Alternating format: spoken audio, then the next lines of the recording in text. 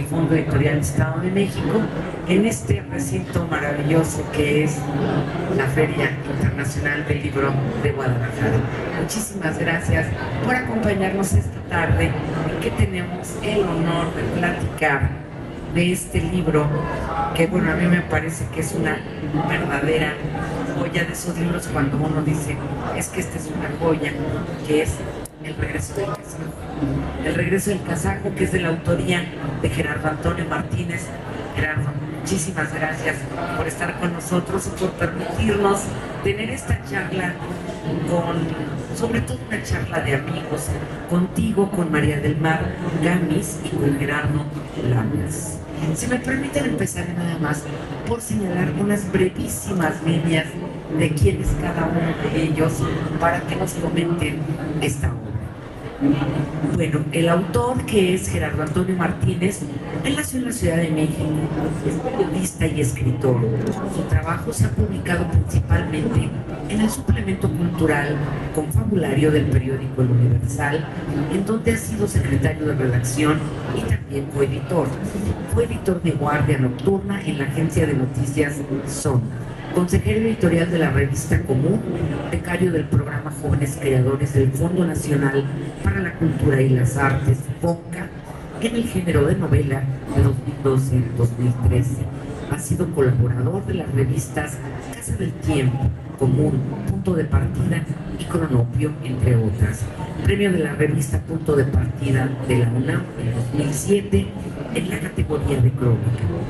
El regreso del kazajo, además, curiosamente, es su primera novela. Y todo lo que ha pasado con este regreso del kazajo. María del Mar Gamis, ella nació aquí en la Ciudad de México, es traductora de textos literarios del ruso al español, es licenciada en Lengua y Literatura Hispánica por la UNAM y acreditada en el conocimiento del idioma ruso por la Universidad Estatal de San Petersburgo. Es miembro de la Asociación Mexicana de Traductores Literarios, AMETLI, desde 2018. Como divulgadora de la literatura rusa, ideó y coordinó el seminario en línea Literatura Rusa, Panorama Crítico desde sus orígenes hasta hoy, en traducción al español, albergado por el Colegio de San Ildefonso y también del curso de literatura rusa Decimonónica, con apoyo de la Casa de Rusia en México y la Secretaría de Cultura. Ha traducido a Osip Mandelstam, Boris Pilniak, Elia Ehrenburg y Vladimir Dal, entre otros. Su traducción de Un nuevo nombramiento de Alexander Beck ganó el Premio Bellas Artes de Traducción Literaria Margarita Michelena en 2022. Actualmente trabaja en el área de producción editorial de Siglo XXI Editores. María del Mar, muchísimas gracias, bienvenida aquí a este espacio de la Feria Internacional del Libro de Guadalajara. Gerardo Lamas, él es periodista cultural, pero también es editor, autor de los libros Historia del Más Allá en el México de Hoy, Crónicas Esotéricas de Producciones El Salario del Miedo, Anadía, y Luis Kamnitzer. Esto es un espejo, usted es una frase escrita, y Teso Ibero UDG, en coautoría con Luis Kamnitzer, entre 2017 y 2019, fue coeditor del suplemento cultural Confabulario del periódico El Universal. En la actualidad es director del Museo del Periodismo y las Artes Gráficas de Guadalajara. Gerardo, bienvenido, muchas gracias. Y bueno, pues hoy nos convoca el regreso del kazajo. Gerardo, ¿qué nos platicas del regreso del kazajo? Muchas gracias. Gerardo, gracias a todos. Gerardo Lamas. Sí, sí. No, pues nada, estoy realmente muy contento, muy emocionado de estar aquí presentando la primera novela de Gerardo Antonio Martínez. Quiero decirles a ustedes que Gerardo y yo somos periodistas culturales, trabajamos juntos en la redacción del Universal en la Ciudad de México y estuvimos haciendo con el editor Julio Aguilar durante Gerardo más tiempo que yo este suplemento que siento que hoy más que nunca los suplementos culturales son muy importantes importantes y Confabulario es uno de ellos. Entonces, bueno, ahí gracias al trabajo conjunto surge la amistad. Y en particular sobre esta novela, sobre el kazajo, escribí un breve texto que les voy a leer a continuación.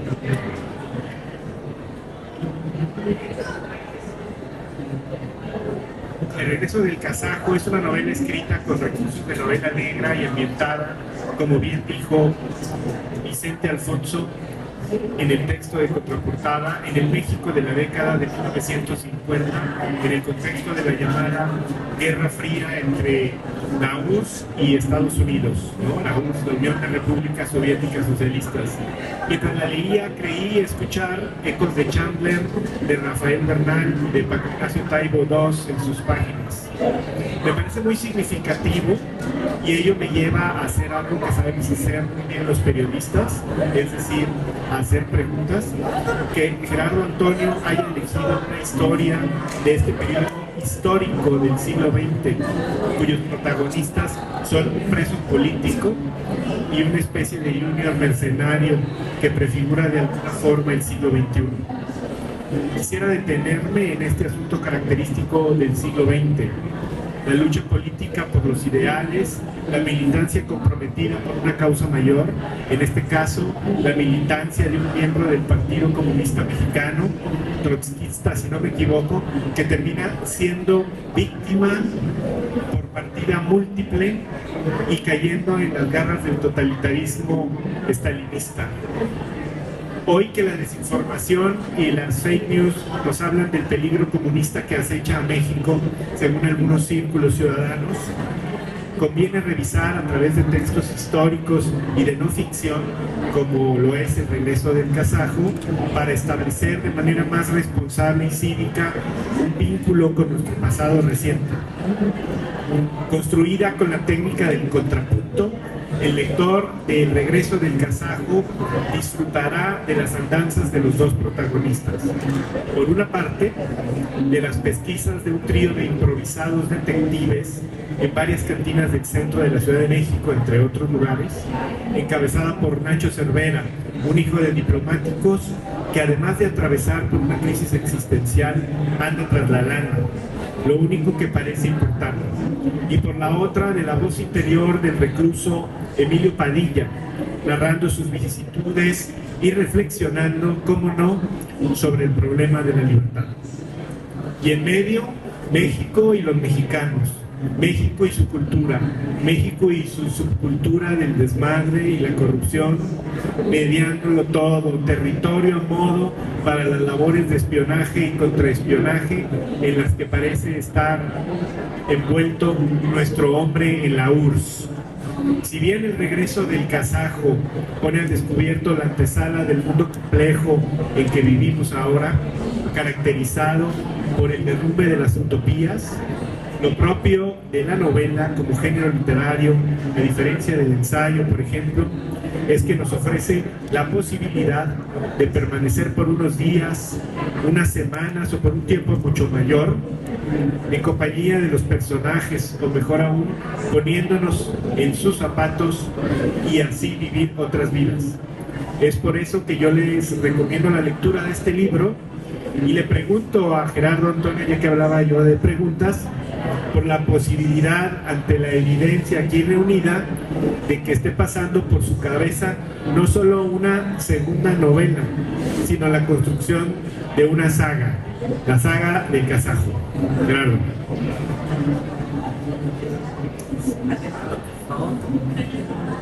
Muchas gracias, Gerardo, por lectura inicialmente y por tus palabras, tus comentarios. Inicio directamente respondiendo a esta pregunta. El regreso del kazajo forma parte, en realidad, de un díptico. Son dos libros, uno en ficción, que es este que publicó el Fondo Editorial del Estado de México, y una obra aún inédita de no ficción, es un trabajo de crónica periodística.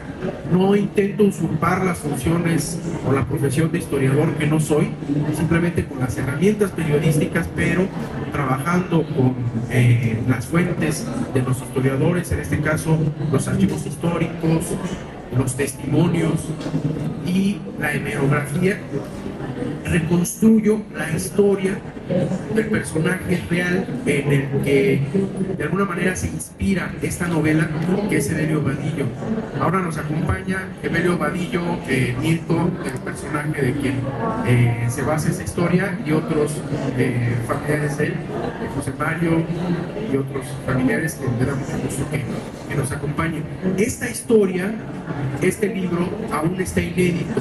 ¿Sí? No quiero adelantar el título porque eso ya se tiene que ajustar con los editores, pero pues ahí está, aún esperando que algún editor se anime a publicarlo.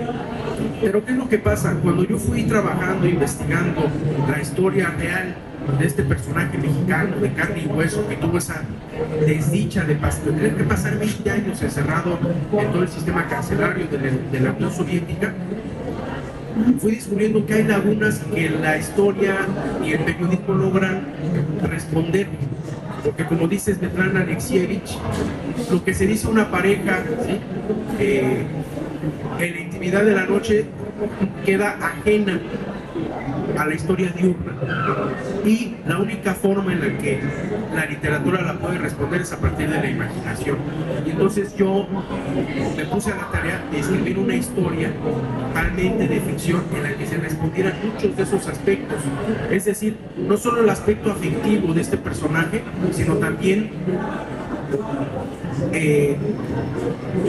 los suplicios que tuvo que atravesar durante estos 20 años, quiénes fueron sus compañeros de cárcel, ¿sí? Cuáles eran sus conversaciones, cuáles eran sus alianzas, sus afectos dentro de la misma cárcel, su compañerismo, o incluso los conflictos a los que se pudo haber enfrentado este personaje en la vida real. Y como todo eso nos quedaba fuera de la cárcel del periodismo, solo nos quedaba el recurso de la imaginación y por lo tanto la ficción en la novela. Y terminó todo este proyecto narrativo pues con la conclusión de dos obras, una que es ficción, es El regreso del kazajo, y la otra obra que es un trabajo periodístico aún inédito. Solo ha sido conocido por algunas personas, la familia de don Evelio Vadillo, hijo, la conoce, y pues esta obra narrativa de ficción que es esta novela. Entonces por eso ya Gerardo. Muchísimas gracias, Gerardo Antonio. Creo que la familia estará de acuerdo que tener una familia y a partir de este personaje, hacer un personaje y a partir de este personaje desarrollar toda una novela, pues siempre es interesante para ver cómo lo colocan vamos, en este texto, porque además es alguien con quien de una u otra manera nos une el afecto. Yo les quiero comentar que esta obra a mí me parece una obra extraordinaria, pero no nada más a mí. Este libro ganó el Certamen Nacional de Literatura Laura Méndez de Cuenca edición 2022, precisamente en el género literario de novela. Y les quiero comentar que en ese momento el jurado estuvo integrado pues nada más por Vicente Alfonso, por Berta Balestra y Emiliano Pérez Cruz.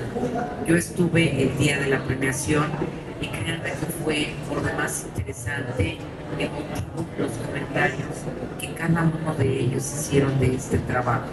Pero como familia nos damos cuenta que les dio un tratamiento muy respetuoso, muy interesante, pero muy conmovedor.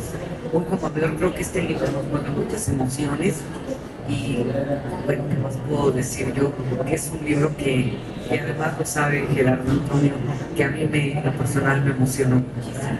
Y yo creo que con María del Mar también. Pero yo quisiera saber qué opinión le merece. Bueno, muchas gracias. En realidad, otra vez voy a empezar agradeciendo el espacio a Gerardo por haberme invitado a comentar esta novela tan especial, ¿no? Que se coloca en un lugar de la historia tan ninguneado, maltratado, silenciado muchas veces, con toda la intención posible. Y bueno, al Fondo Editorial del Estado de México por haber premiado esta obra y haberla publicado, porque es verdaderamente un esfuerzo importante, extraordinario, que Gerardo Antonio, un mexicano de ¿cuántos años tienes?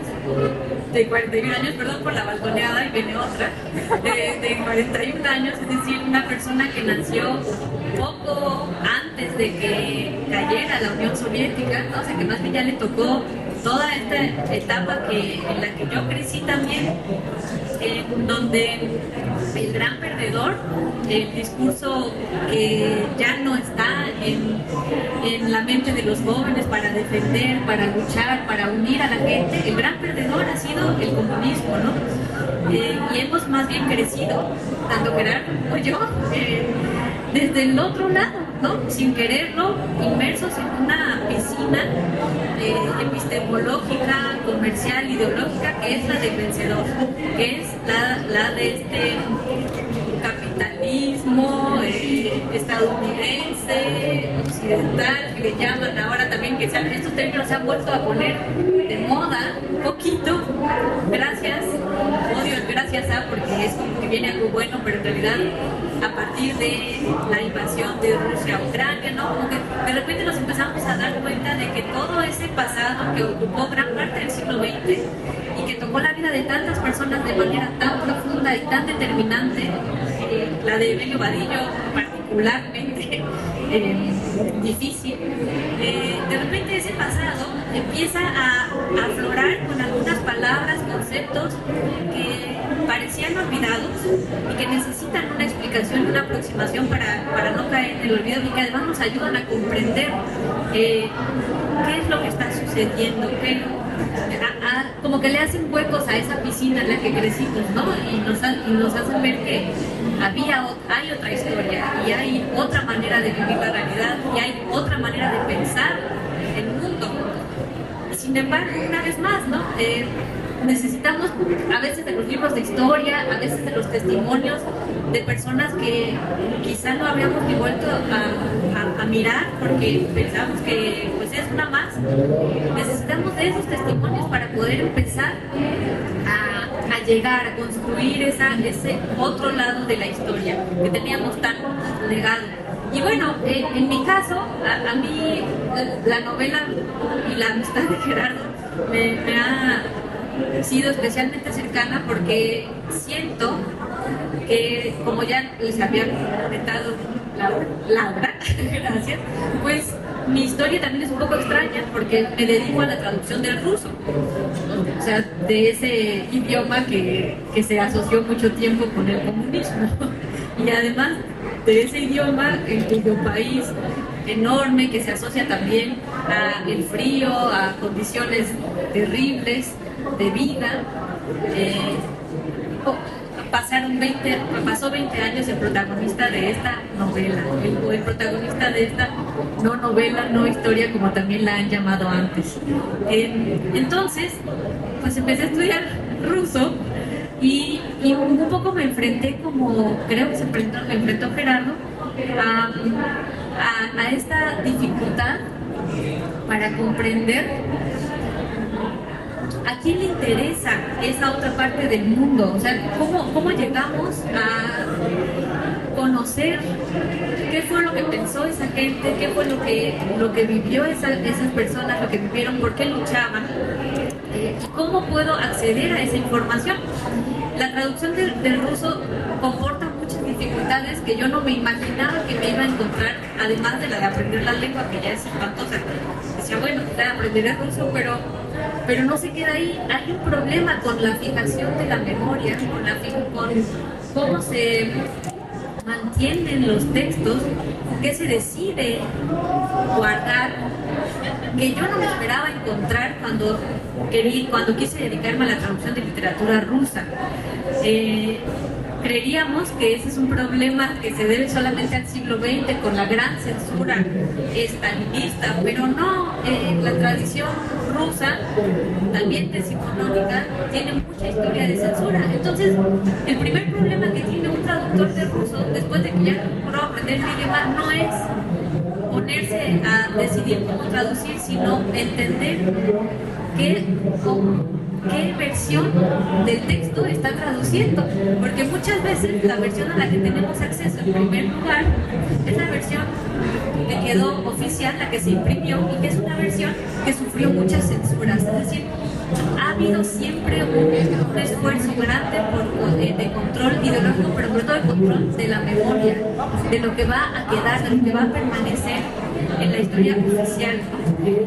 Y luego tenemos el segundo problema de que, ok, si ya no está escrito, si no puedo acceder a las versiones originales, no censuradas, entonces debo tal vez poder acceder a la oralidad, al testimonio de las personas, ¿no?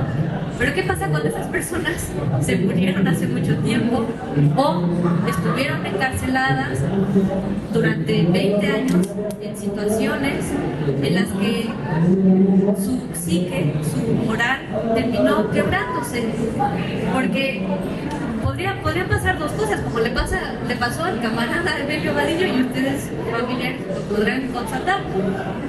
Un hombre que se había salido de México teniendo las ilusiones por todo lo alto, pensando que iba a la meca de la escuela comunista, a Moscú, a la escuela leninista, que había trabajado ya tanto antes en México, que había incluso estado encarcelado por sus ideales, que había trabajado, bueno, en fin, que era una promesa para el comunismo mexicano, y llega a la meca del comunismo en 1935, años también muy complicados, en donde todo estaba cambiando para mucha gente, y termina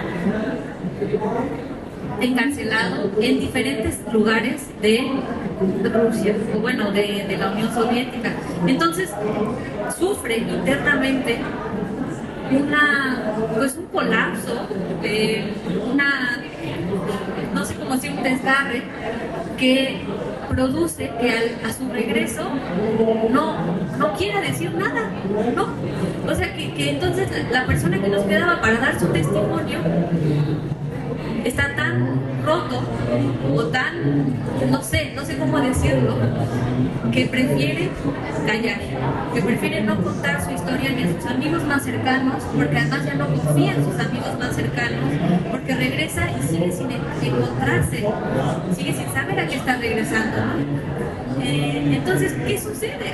Como traductora, pues es muy difícil, uno interpreta, ¿no? Y toma la mejor decisión que cree posible.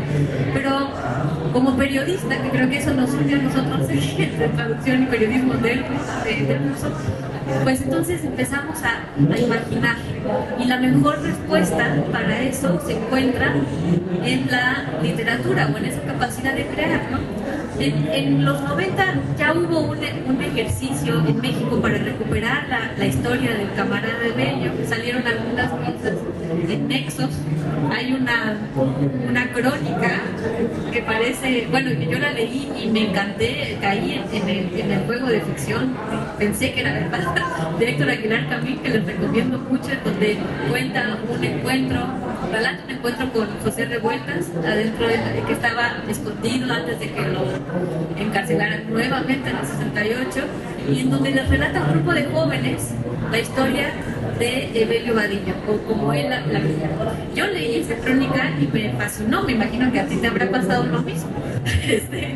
Un tiempo después entendí que eso también era un ejercicio de la imaginación, o sea que los diálogos estaban tan completos, tan precisos, que a menos que Héctor Aguilar Camín hubiera llevado una grabadora, era imposible que eso lo hubiera recordado, ¿no? Bueno, ahí hubo un primer momento como de intento de recordar, tuvimos nuestra especie de deshielo perestroika, pero en realidad eso no ha terminado, o sea, eso pasó.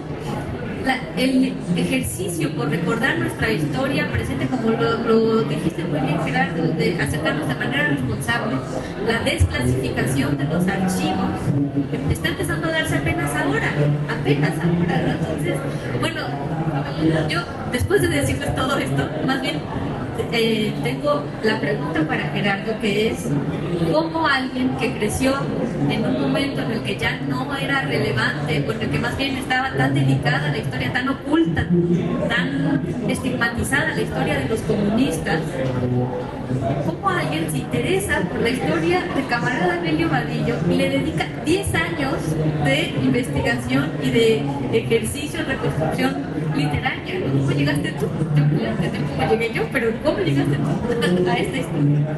Así. Bueno, pues gracias, Marta. El primer acercamiento, en tu caso, pues no fue Aguilar Camín, sino José Revueltas. Evelio Vadillo está presente en varias obras de José Revueltas, desde Los Muros de Agua.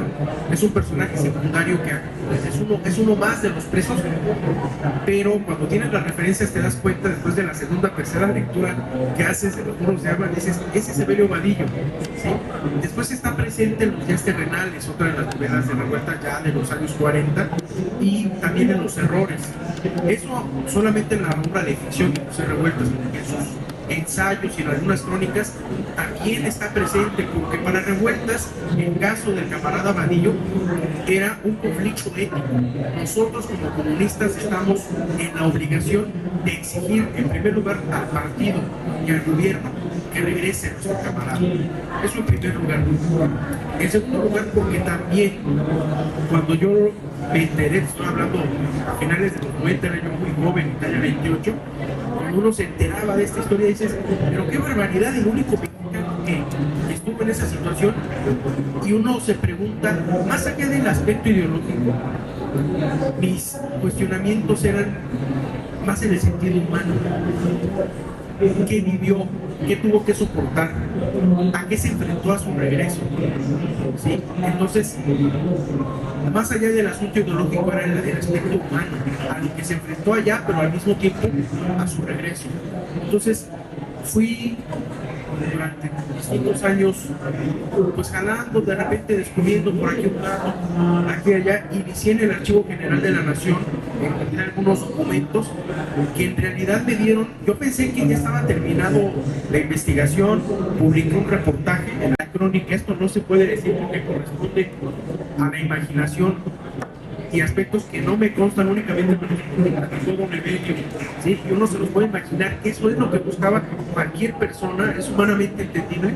Por eso también decidí trabajarlo por medio de la ficción en una novela, ¿sí? Y trabajando con dos códigos distintos de la ficción y por otro lado los códigos periodísticos. Entonces, y por último, Evelio Vadillo, hablando ya del personaje de carne y hueso, es un personaje más allá del comunismo mexicano, de la historia del comunismo mexicano, es un personaje único en toda la historia de México. ¿Por qué? Porque es el único desaparecido aparecido. Tenemos en la historia de México centenares, miles de casos de personas desaparecidas de las que no se vuelve a saber nada de ellos.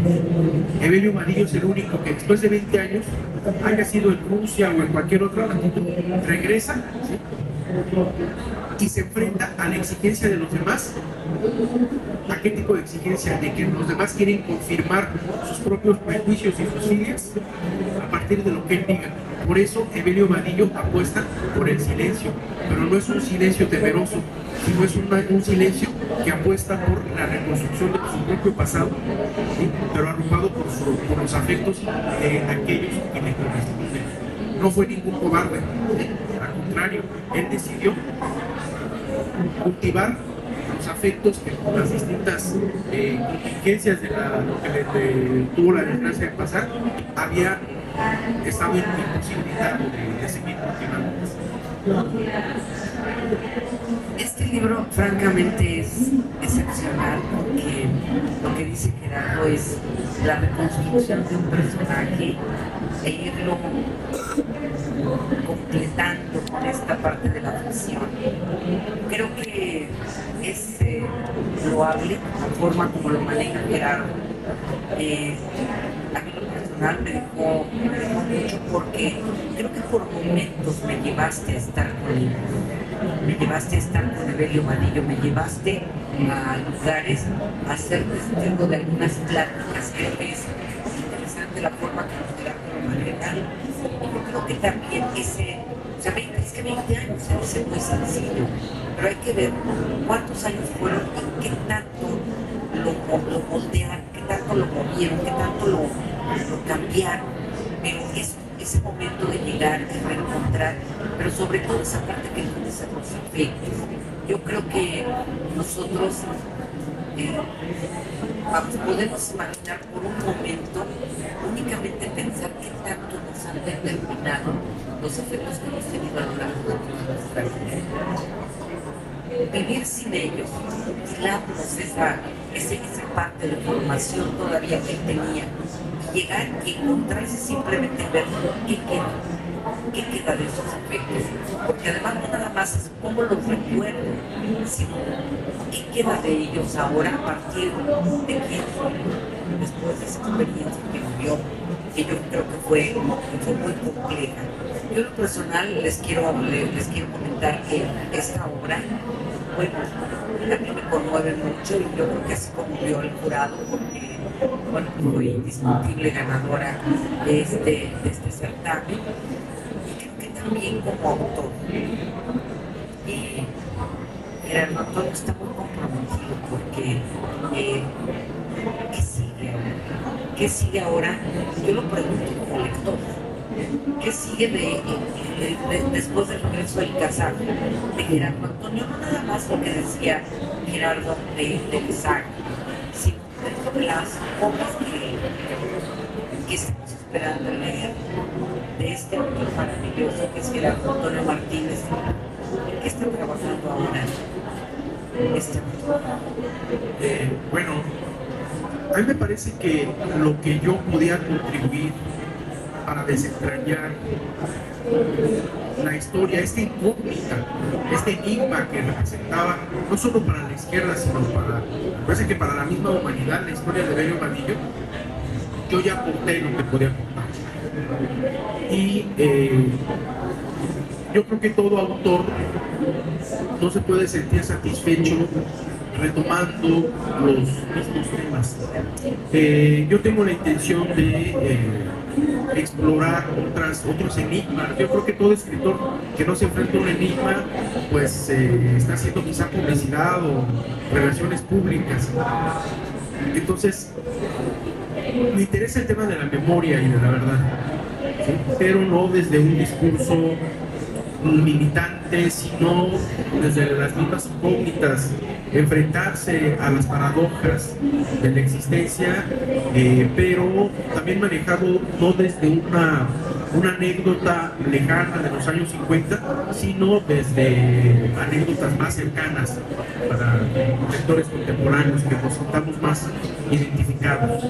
Sí, yo creo que ese es un tema muy sensible, muy sensible, porque si vemos las cifras, a mí en lo personal, uno se me hace mucho, y si vemos las cifras creo que quedamos realmente horrorizados, sorprendidos, preocupados, porque yo creo que es de lo más fuerte que puede haber, no saber dónde está una persona. Cuando ya la encontraron, bueno, es cuando uno descansa, ¿no? Aquí lo que dices, que me parece maravilloso, es y lo encontré y regresó vivo. Porque cuando estamos hablando entre fosas, entre pruebas de ADN, yo creo que eso es brutal. Y sobre todo yo creo que en el caso de la desaparición tenemos otro tema que es brutal, que es la incertidumbre. Eso yo creo que es lo que puede matar a cualquier persona.